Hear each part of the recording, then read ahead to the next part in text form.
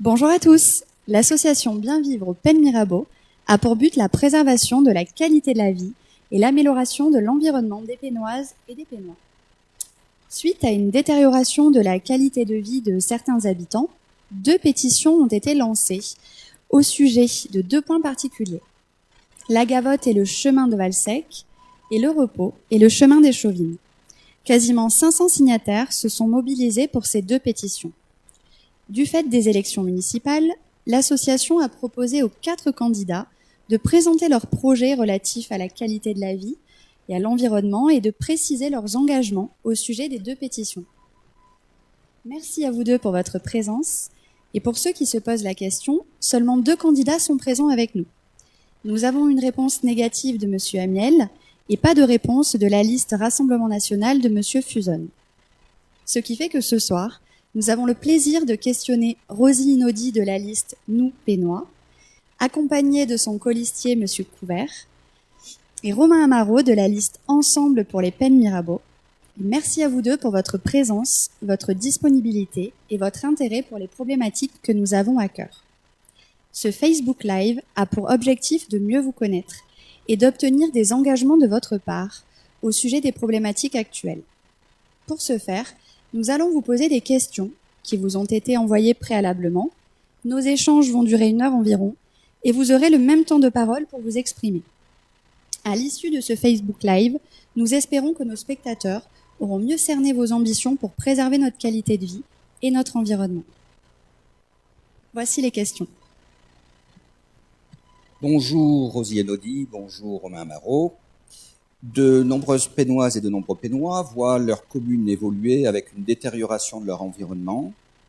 L'incendie, bien sûr, de 2016 marque tous les esprits, mais aussi les embouteillages, la circulation de plus en plus difficile, des inondations permanentes lors des épisodes orageux, etc. Et ces Pénoises et Pénois souhaitent connaître les priorités de vos programmes en matière de préservation et de développement de la qualité de vie, de l'amélioration de leur environnement naturel et urbain. Cette question porte donc sur vos programmes en général, sachant que vous aurez, vous le savez, une question ensuite précise sur la Gavotte, une question précise sur le Repos.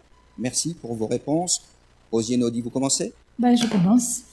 Donc, voilà, notre programme, il est là.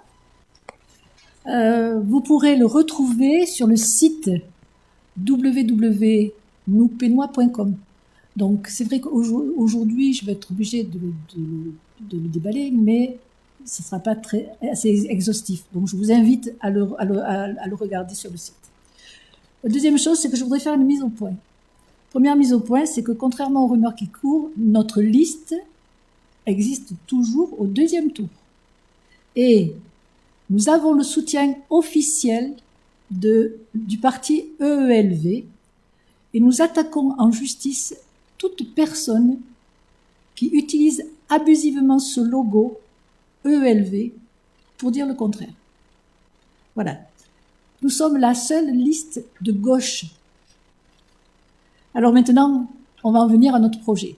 Donc notre projet, il est, comme il est dit, écologiste, citoyen et solidaire. Alors écologiste, pourquoi ? Parce que c'est la lutte contre le tout béton, pour laisser la place aux terres nourricières, et la mise en place de circuits courts qui trouvent des relais, bien sûr, dans tous les commerces de proximité, dans les cantines scolaires, dans les crèches, dans les EHPAD. Et on a pu en constater l'importance lors de la crise qui vient de se dérouler. C'est la lutte contre les incendies et les inondations, aider au débroussaillement, compléter les dispositifs de rétention d'eau, arrêter d'artificialiser, de bétonner. Voilà. Nos propositions sont nombreuses en ce domaine et je n'ai pas le temps de toutes les énumérer. C'est aussi peser pour un développement harmonieux des transports variés en offrant une réelle alternative de qualité à la domination de la voiture. Des navettes électriques, des couloirs verts qui relient les différents noyaux villageois où les gens pourront passer d'un noyau à l'autre à pied, en vélo, à trottinette.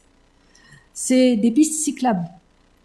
C'est lutter contre les nuisances, les nuisances de la décharge du gaz de Rhôde, la 5G, les dépôts sauvages, les couloirs aériens. Et c'est aider aussi à l'isolation des maisons et de tous les bâtiments administratifs. Voilà. Notre projet, il est aussi citoyen. C'est la participation des usagers à la vie de la cité, la prise en compte de leurs réflexions individuelles et collectives, et une grande place donnée au monde associatif parce que l'association, c'est pour nous l'assurance d'une gestion démocratique et transparente. Voilà. Et ça correspond aux attentes et intérêts collectifs de tous. Voilà. Et c'est un référendum local. Pourquoi ne pas expérimenter le référendum local? Enfin, notre projet est solidaire. Solidaire parce que nous croyons plus que jamais à la nécessité de conduire nationalement et localement des politiques de justice sociale et de reconquête des services publics.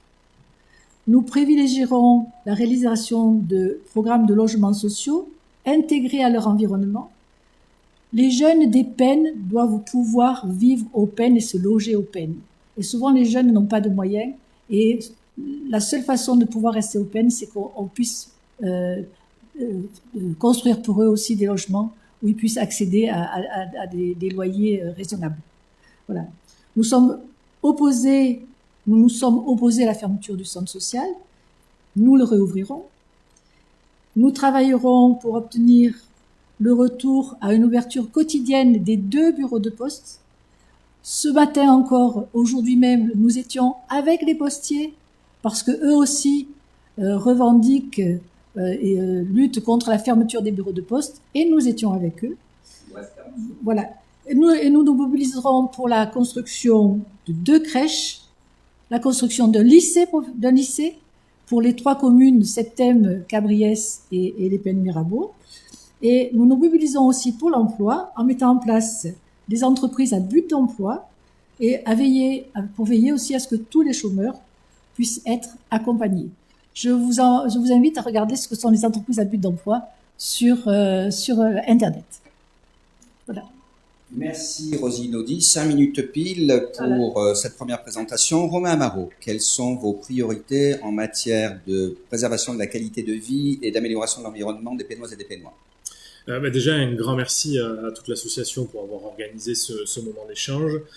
Puisqu'on le sent sur le terrain depuis maintenant de nombreuses années, les Pénois ont besoin de s'exprimer et ont besoin de ressentir les projets que les élus seront à charge de mener dans les années qui viennent. Et c'est l'occasion du coup de pouvoir présenter tous ces projets-là. Donc encore merci pour avoir organisé ce moment d'échange. Vous avez parlé de plusieurs sujets, les embouteillages, la circulation, les inondations. Il y a un dénominateur commun à tout ça, c'est le bétonnage. Ça fait des années aujourd'hui que notre commune est bétonnée. Quand je parle de bétonnage, nous sommes passés en quelques années de 15 000 habitants à 22 000 habitants. Et là où le bétonnage a pris le pas sur la nature, à côté de ça, les infrastructures, elles, n'ont pas évolué. Donc quand je parle d'infrastructures, ce sont les infrastructures de réseau d'eau, et c'est ce qui aujourd'hui malheureusement engendre les inondations que nous pouvons avoir aussi bien sur le secteur nord, Magnan-Arel, Cité Haute, Clos de la Cadière, ou sur le secteur sud, comme la Basse-Gavotte. Nous avons des embouteillages récurrents et quotidiens qui sont dus tout simplement quand vous rajoutez X milliers de véhicules jour sur les mêmes infrastructures routières que ce que nous avions il y a 10 ans.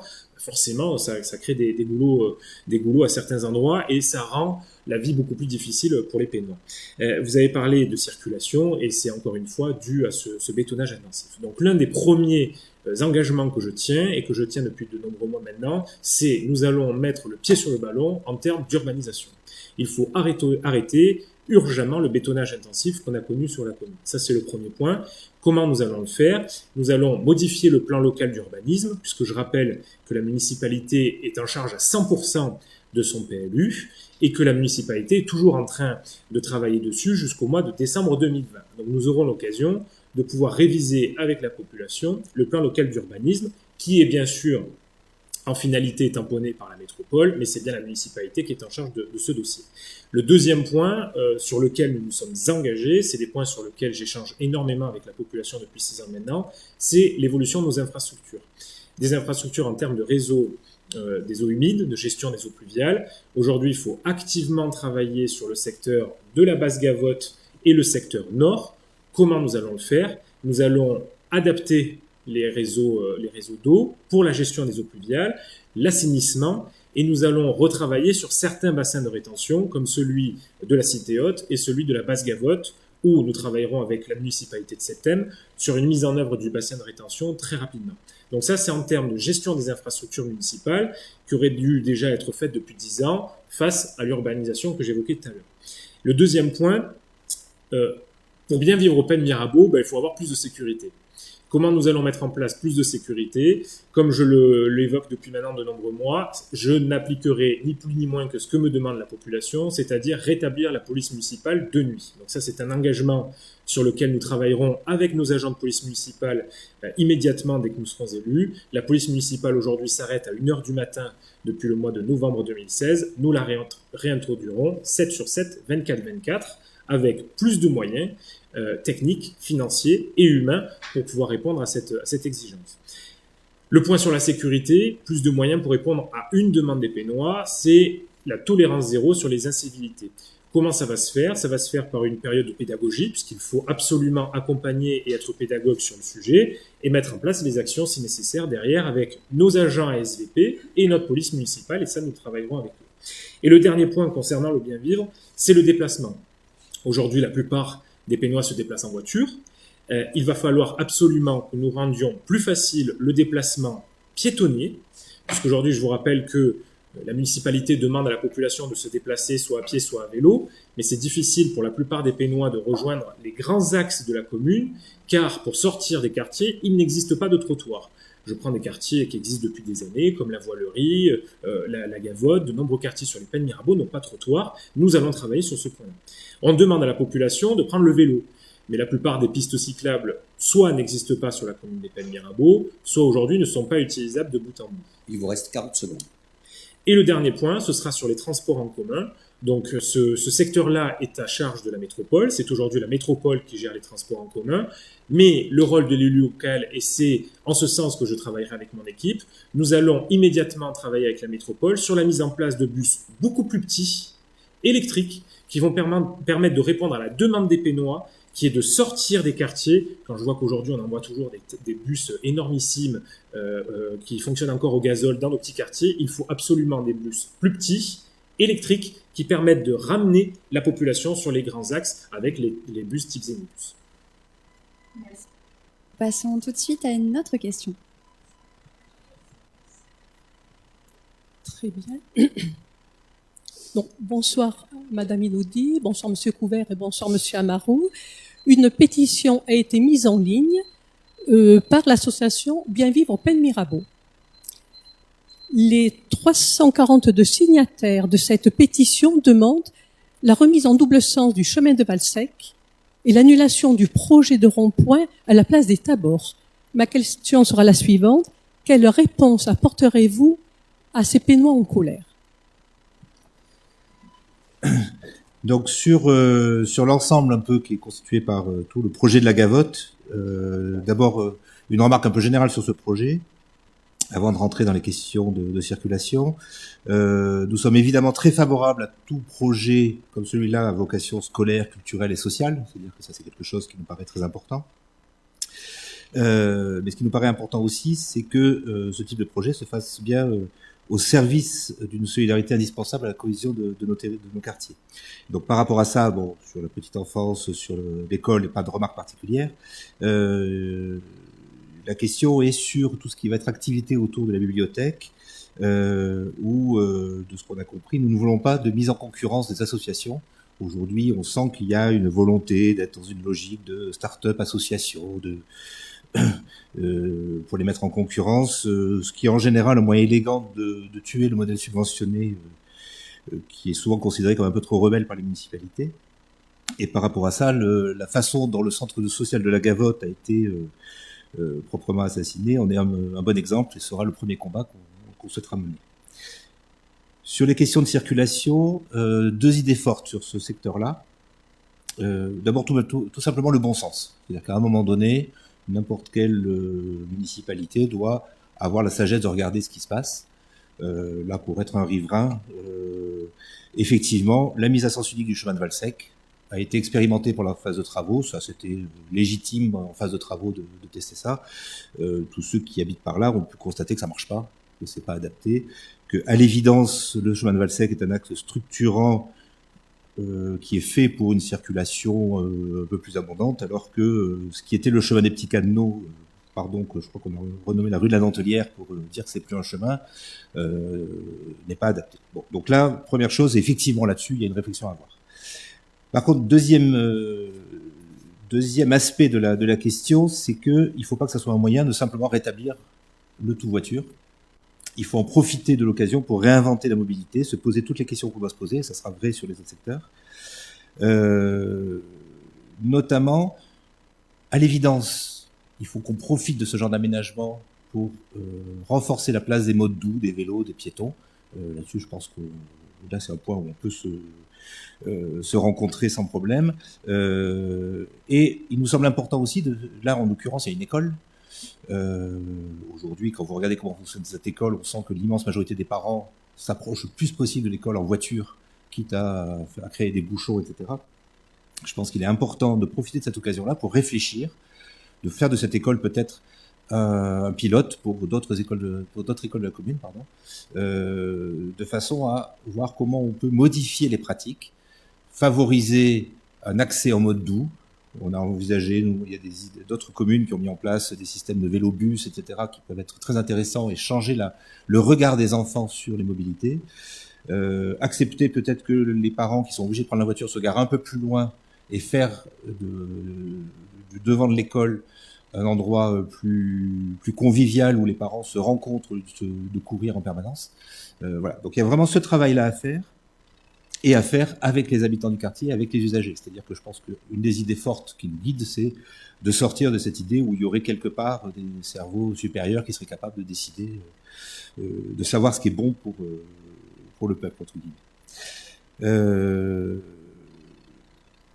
Troisième, et puis, alors pour la place des Tabords, là aussi, est-ce qu'il faut faire un rond-point ou pas? On sent bien que la situation actuelle est quand même pas totalement satisfaisante. Pour ceux qui la pratiquent, c'est quand même un peu compliqué de savoir où il faut passer. Il y a besoin de la restructurer. Quelle est la bonne solution? Là aussi, on va pas le décider maintenant et ça se construit avec l'ensemble des usagers et des personnes concernées en réfléchissant un peu largement. Par contre, là aussi, il faut aussi que ça soit l'occasion de renforcer, même plus que de renforcer, j'allais dire de créer l'espace pour les piétons, pour les vélos. Aujourd'hui, traverser l'avenue François Mitterrand est quand même une gageure, et faire du vélo, il faut avoir une certaine expérience, on va dire ça comme ça. Et dernière idée, c'est qu'on peut aussi profiter de ce réaménagement de la place des Tabords pour raviver l'histoire de la ville. La place des Tabords s'appelle comme ça en l'honneur des Tabords marocains, qui sont des régiments qui ont donné leur vie pour libérer Marseille. C'est peut-être l'occasion aussi de raconter cette histoire-là, une histoire qui nous unit, là où d'autres voudraient nous diviser. Merci, Monsieur Couvert. Monsieur Amaro, donc, quelle est votre position vis-à-vis donc des aménagements prévus sur la place des Tabords et le chemin de Valsec et vos engagements dans ces projets? Il y a deux sujets du coup sur ce dossier-là. Ça a été évoqué du coup par mon collègue. Il y a le sujet de l'école, des groupes scolaires, et le sujet de l'aménagement de Valsec. Sur le groupe scolaire, ma position elle est très simple. Je réponds encore ni plus ni moins que la demande de la population et je suis cohérent par rapport au projet que je propose depuis maintenant 6 ans. Il fallait absolument revoir ce groupe scolaire de la Gavotte, comme il va falloir absolument revoir l'intégralité de nos groupes scolaires de la commune. Donc, malgré le fait que certains aujourd'hui pointent du doigt un changement d'avis sur le projet, j'assume, effectivement, il y a une différence de vote et d'approbation du projet entre le groupe scolaire qui a été effectué en 2017 et ce qui a été voté au mois de mai. Je m'explique. En 2017, on nous a donc présenté le projet de la place du chemin de Valsec, nous a été présenté le projet du groupe scolaire, et à ce moment-là, c'était un projet qui me semblait cohérent, ce qui nous avait été présenté me semblait être, en tout cas après consultation des habitants sur place, cohérent avec ce que souhaitait la population, et c'est la raison pour laquelle, à ce moment-là, j'ai voté pour ce projet-là, puisque je n'ai jamais été dans une opposition stérile, j'ai toujours, en tout cas, été dans une opposition constructive. Néanmoins, mon avis sur ce sujet a changé au mois de mai 2019, lorsque les documents qui nous ont été présentés lors du conseil municipal du 19 mai, si je ne dis pas de bêtises, étaient totalement incohérents avec ce qui avait été présenté en 2017. Je suis entièrement d'accord, il faut absolument profiter du réaménagement de ce secteur pour pousser les nouveaux modes de déplacement. Et c'est pour ça qu'en 2017, on nous avait présenté des pistes cyclables, on nous avait présenté un double sens sur le chemin de Valsec, et on nous avait présenté une végétation très présente sur ce secteur-là. Pourquoi les choses ont changé? En tout cas, en 2019, les plans de la municipalité en coulisses ont totalement changé, les pistes cyclables ont disparu, la végétation a été supprimée, et malgré l'engagement de la municipalité qui évoquait effectivement une mise en sens unique de chemin de Valsec uniquement durant la période des travaux, finalement a été votée en sens unique le 19 mai dernier. Donc mon engagement, il est clair, parce que la population sur le secteur le demande. Nous reviendrons sur la mise en sens unique du chemin de Valsec, nous supprimerons ce sens unique-là, et nous reverrons l'aménagement de la place des Tabords. Pour quelles raisons? Premièrement, l'aménagement de la place des Tabords qui a été choisi, malheureusement, pour l'étude de circulation qui a été évoquée par la ville, qui a été mandatée par la ville, l'aménagement de cette place va provoquer deux choses. Elle va réduire l'espace piéton pour justement la population, avec la suppression de l'aménagement de la place des Tabords, c'est pas moi qui le dis, c'est l'étude de circulation, qui supprime d'ailleurs les places de parking qui se trouvent des commerces de la boulangerie, du moulin jusqu'au crédit agricole.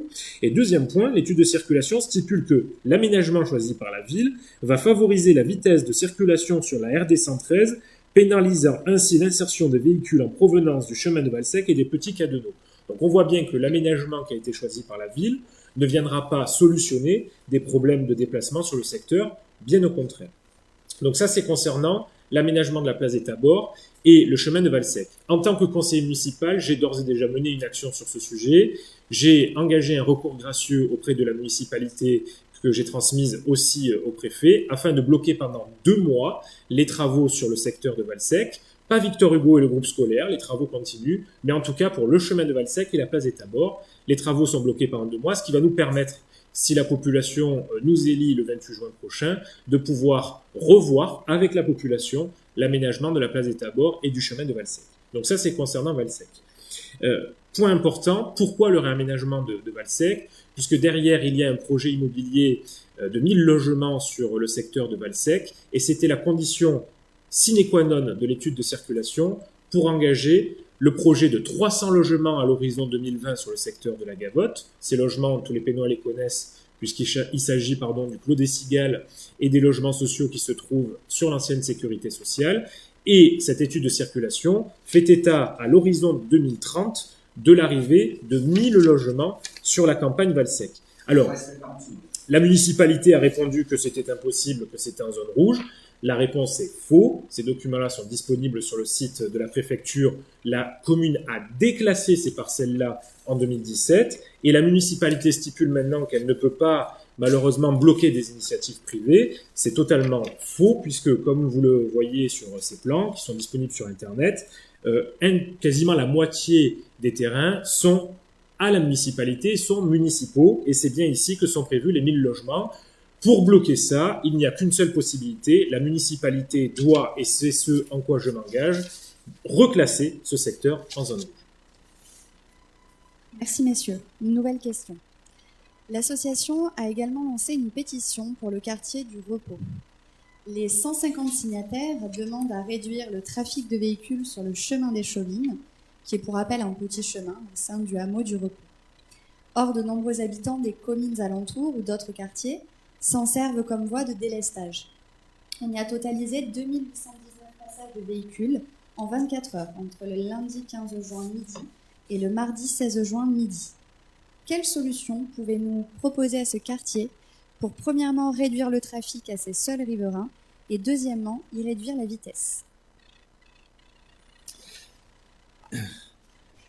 Donc, là encore, je pense qu'il serait prétentieux d'apporter des réponses toutes faites ici, pour plusieurs raisons, et ce type de questions nous inspire trois grandes réflexions. La première, c'est un des engagements forts qu'on a pris, c'est de mettre en place des dispositifs pour établir un dialogue permanent avec les habitants, pour partager les sujets de préoccupation au fur et à mesure où ils arrivent. Il n'est pas normal qu'il y ait besoin de pétitions pour que ce genre de sujet émerge. Il faut qu'on soit capable d'avoir un vrai dialogue permanent. Ça ne veut pas dire que tout ce qui sera demandé sera fait, puisqu'il y a un problème de cohérence, et on a, j'allais dire que la noblesse de ce point de vue-là de la politique, c'est justement à un moment donné d'assurer l'articulation entre des demandes qui peuvent être contradictoires.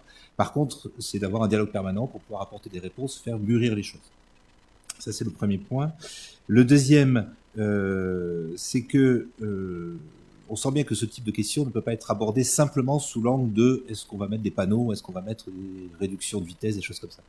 On sait tous qu'à un moment donné, quand on a des problèmes de congestion, de report de trafic, c'est que il faut pas grand-chose pour que ça bascule d'un côté ou de l'autre. Donc il y a peut-être localement des moyens, des dispositifs à mettre effectivement pour bloquer l'accès de certaines rues, pour les limiter aux riverains par exemple.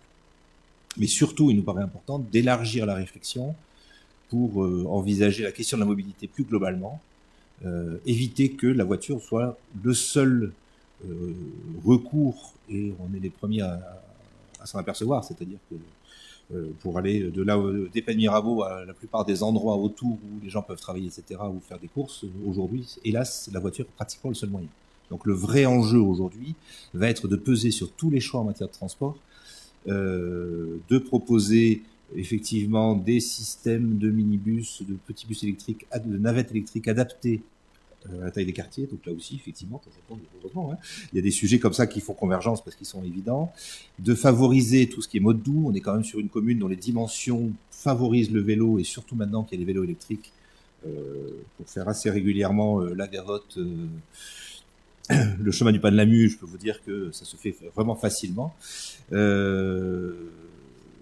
Favoriser l'articulation entre les transports, c'est-à-dire qu'aujourd'hui, quand vous regardez effectivement les Pennes Mirabeau, c'est plutôt le bout du monde. Donc on a du mal à aller à Vitrolles, on a du mal à aller à Aix, on a du mal à aller à Marseille, alors que la commune des Pennes, c'est le centre de la métropole, donc on devrait être au contraire les mieux servis. Parmi les réflexions, c'est de favoriser par exemple le train plus vélo, c'est-à-dire que d'avoir des dispositifs qui permettent de facilement prendre son vélo, de le charger dans un train puisque c'est possible, à la gare du Pas des Lanciers par exemple. Et puis troisième enjeu qu'on a tendance à trop oublier, c'est que c'est une élection municipale, c'est aussi une élection métropolitaine. C'est-à-dire que vous allez tous élire en même temps vos conseillers métropolitains. C'est vrai que le système actuel n'est pas du tout lisible, limpide, mais quand on parle de la métropole avec un grand M, en fait non, c'est les élections qui se profilent là qui vont la décider. Et par rapport à ça, il nous paraît très important pour la future municipalité, quand on sera en charge de cette commune, de construire un vrai travail avec la métropole. C'est-à-dire qu'il faut sortir de ce discours de à chaque fois qu'il se passe quelque chose, c'est pas moi, c'est eux. Hein, c'est pas nous, c'est la métropole. Clairement, aujourd'hui, la logique générale va aller dans ce sens-là. C'est la métropole qui a de plus en plus de compétences. Hein, les compétences des communes propres se réduisent de plus en plus. Même le plan local d'urbanisme, normalement, est à l'échelle métropolitaine, même s'il y a eu des accords de proximité ici. Et donc là-dessus, il ne faut pas subir, il faut être acteur de ça. Et en réalité, des autorités métropolitaines, quand elles ont des élus qui travaillent avec elles, tiennent compte de tout ça. Et c'est en étant capable à la fois de parler aux habitants et de parler à la métropole qu'on sera capable d'apporter des vraies réponses sur tous les problèmes, par exemple, de circulation. Mais ça serait vrai d'inondation, ça serait vrai d'autres sujets. Il vous reste 1 minute 10. Merci, monsieur. Alors, sur le repos, je vais essayer de laisser l'affect de côté, vu que c'est un quartier que je connais bien, puisque j'y ai grandi pendant quasiment 20 ans. Donc, on va rester sur uniquement les solutions valables et disponibles pour tous les habitants du quartier.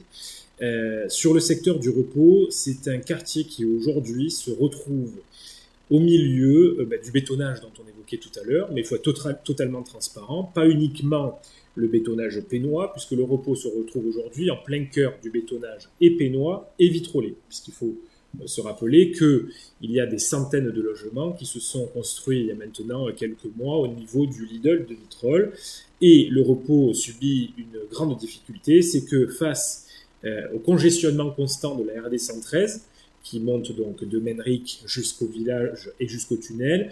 Face à ce congestionnement constant, les gens qui souhaitent aujourd'hui se rendre sur le secteur de Vitrolles coupent par le repos, qui est devenu en fait un véritable coupe-circuit et permet de gagner du temps en termes de circulation. Donc c'est avec ce constat-là qu'il va falloir travailler très rapidement avec la population sur les solutions pour le quartier. Alors des solutions, il y en a toute une panoplie.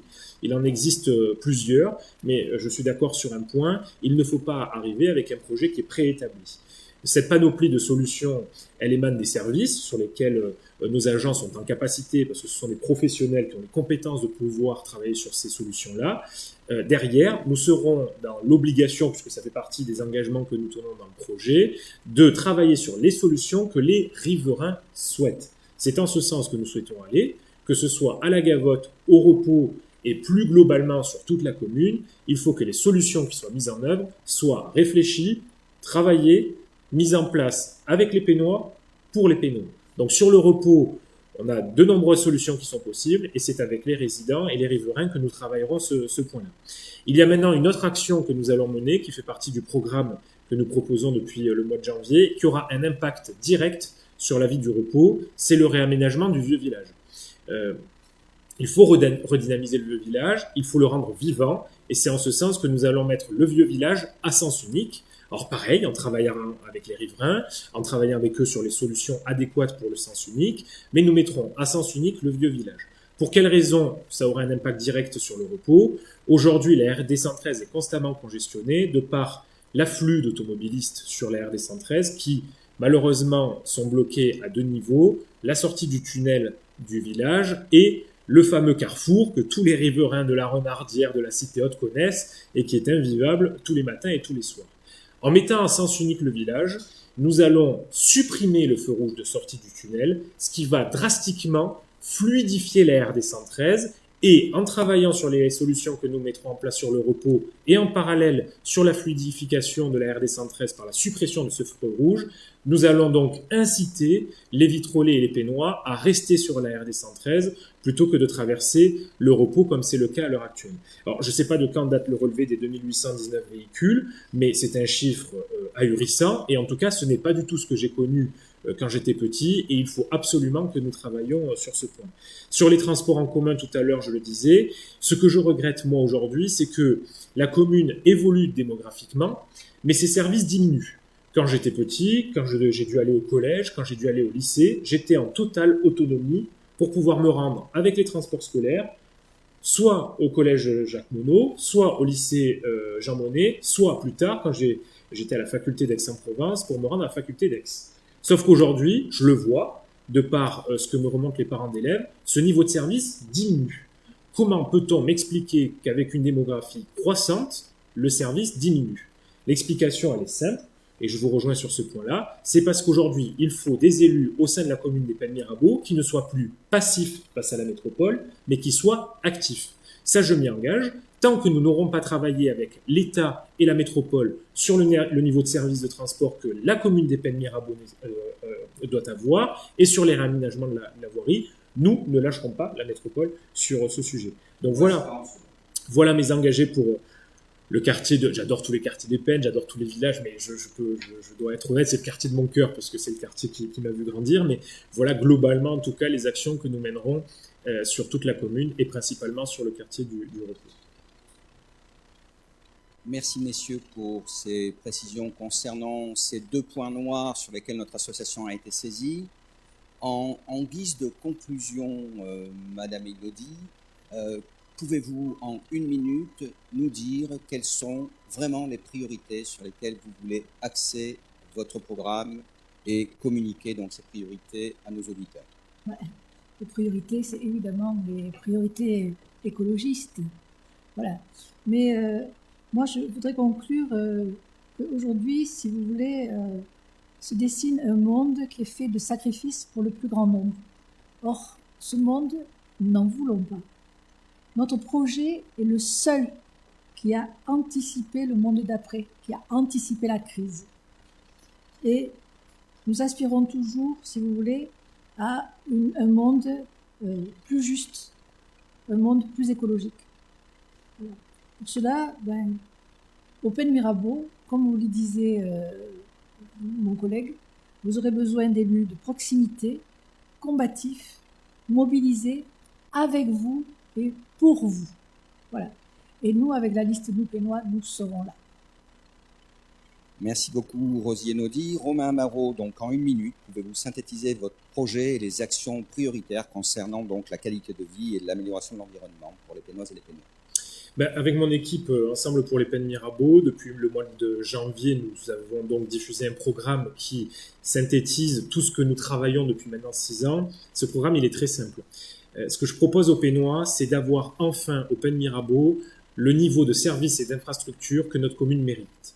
Notre commune des Pennes Mirabeau est riche, c'est 40 millions d'euros annuels de budget, grâce notamment à des zones d'activité comme la Gavon, Coca-Cola, plan de campagne. Notre commune est riche. Et je m'engage sur un point, avec mon équipe, nous allons faire en sorte, comme sur les autres communes, parce que je vous invite à regarder ce qui se passe autour de nous, que ce soit Vitrolles, Marignane, Cabriès, Calas, voire même Saint-Victoré. Je vous invite à regarder ce qui se passe aussi à Saint-Victoré. Le niveau d'infrastructure au Pennes Mirabeau n'est pas en adéquation avec la commune de 22 000 habitants et du budget de 40 millions d'euros que nous avons. Donc avec la même fiscalité, sans bouger d'1 euro la fiscalité pour les Pénois, nous allons enfin avoir le niveau d'infrastructure que nous méritons. Et quand je parle d'infrastructure, c'est bien pour les infrastructures routières, les infrastructures sportives, les écoles et toutes les festivités qui vont avec. Parfait. Eh bien, l'association Bien Vivre au Pennes Mirabeau, son conseil d'administration et ses membres vous remercient pour votre participation à ce premier Facebook Live. Nous remercions également Monsieur Almeras de Technicène qui nous a reçus ce soir et nous invitons tous les Pénois, toutes les Pénoises à prendre connaissance de vos idées et à aller voter dimanche 28 juin. De leur choix dépendront l'évolution ou pas de la qualité de notre vie et de notre environnement. Si de nouveaux membres veulent nous rejoindre, vous êtes les bienvenus avec plaisir et vous pouvez nous contacter par mail à l'adresse bvpm13170@gmail.com. Merci, au revoir.